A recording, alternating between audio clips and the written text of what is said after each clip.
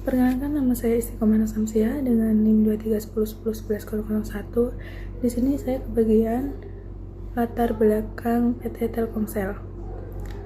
Nah, berikut latar belakang dari PT Telkomsel itu memiliki kualitas jaringan yang sangat menentukan kepuasan, kepercayaan, dan loyalitas pelanggan di industri telekomunikasi.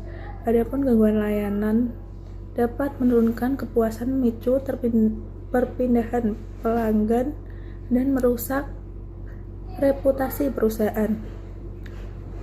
Pada perusahaan PT Telkomsel memiliki peran humas menjadi strategi dalam pengelolaan isu dan komunikasi krisis melalui pendekatan yang cepat, transparan, dan tepat.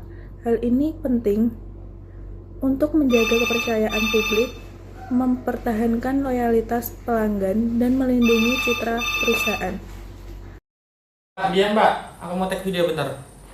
Assalamualaikum warahmatullahi wabarakatuh. Perkenalkan, nama saya Jaka Priyani dengan NIM 2310111020 dari kelompok 4. Pada slide ini, saya akan menjelaskan deskripsi dan jenis konflik yang terjadi pada PT Telkomsel. Konflik ini muncul akibat adanya isu keamanan digital dan gangguan layanan jaringan yang berdampak pada kepercayaan pelanggan serta reputasi perusahaan. Prinsip no system is safe menunjukkan bahwa tidak ada sistem yang sepenuhnya aman dari ancaman cyber. Kondisi ini menimbulkan tekanan bagi manajemen untuk mengambil keputusan secara cepat dan tepat. Jika dianalisis, konflik ini tidak hanya bersifat teknis, tetapi juga termasuk konflik tugas, konflik organisasi, dan konflik komunikasi. Konflik tugas muncul dalam menentukan solusi, konflik organisasi muncul dalam koordinasi internal, sedangkan konflik komunikasi terjadi dalam penyampaian informasi kepada publik. Selanjutnya, kita memasuki pada slide penyebab, analisis, dan dampak. Konflik ini disebabkan oleh kompleksitas ancaman digital dan keterbatasan informasi dalam situasi krisis. Dalam kondisi seperti ini, perusahaan tidak selalu dapat mengambil keputusan yang sempurna, tetapi harus mengambil keputusan yang paling tepat dalam waktu yang singkat. Telkomsel menggunakan pendekatan rasional, intuitif, dan partisipatif agar dapat merespon situasi secara cepat dan adaptif. Hal ini menunjukkan konsep bounded rationality, yaitu pengambilan keputusan dalam kondisi keterbatasan informasi. Dampak dari konflik ini cukup besar, seperti menurunnya kepercayaan pelanggan, terganggunya operasional perusahaan, serta meningkatnya risiko terhadap reputasi dan citra perusahaan. Perkenalkan, saya Revania Dwi Almasya dengan NIM 2310111037. Di sini saya akan menjelaskan mengenai penyelesaian konflik di PT Telkomsel. Yang pertama yaitu ada penyelesaian gangguan jaringan teknis.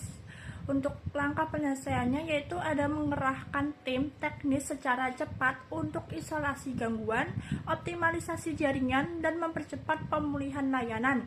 Selain itu juga menggunakan teknologi AI Autonomous Network dan memperkuat jaringan 4G atau 5G, khususnya saat lonjakan trafik di Natal dan Tahun Baru. Yang kedua ada penyelesaian polemik hukum Kauta Hangus, yaitu dengan menghadiri persidangan MK untuk memberi keterangan melalui ATIS atau Asosiasi Penyelenggara Telekomunikasi Seluruh Indonesia dan mengedukasi pelanggan mengenai syarat dan ketentuan prabayar. Yang ketiga ada penyelesaian isu pelanggaran PR atau krisis. Untuk langkahnya, permohonan maaf publik melalui media sosial dengan call center 188 atau 116.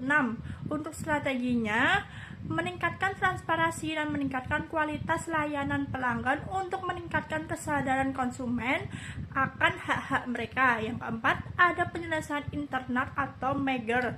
Untuk langkahnya, menjamin tidak ada PHK dan proses integrasi dan melakukan penyesuaian operasi untuk memastikan layanan VMC berjalan secara lancar.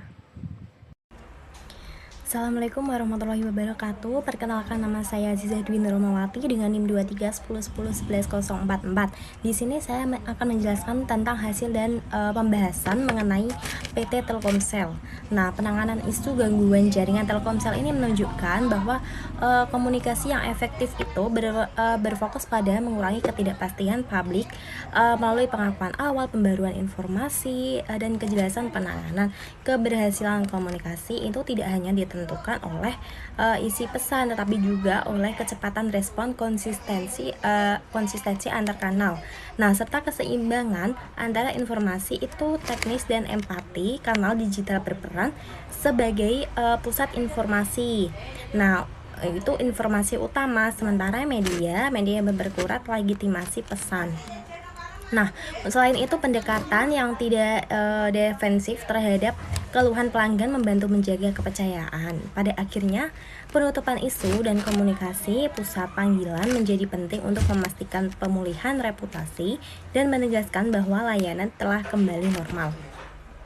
Assalamualaikum warahmatullahi wabarakatuh. Perkenalkan, saya Muhammad Amrul Mujib dengan NIM 2310111055. Saya akan menjelaskan tentang kesimpulan berdasarkan analisis data sekunder pengelolaan isu gangguan layanan jaringan oleh PT Telkomsel Indonesia menunjukkan pola komunikasi yang cukup konsisten dan efektif. Perusahaan cenderung cepat menginformasi adanya gangguan, memberikan informasi penanganan, serta menyampaikan empati kepada pelanggan yang terdampak. Pemanfaatan kanal digital sebagai pusat informasi utama, didukung pemberitaan media membantu memperluas jangkauan pesan resmi dan menekan munculnya spekulasi di masyarakat. Jika dilihat melalui rangka SCCT, langkah ini sebagai karena mampu memenuhi kebutuhan informasi publik sekaligus menjaga kestabilan emosi pelanggan.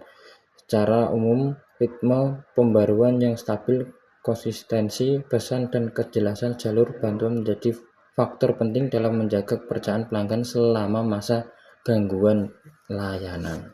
Terima kasih.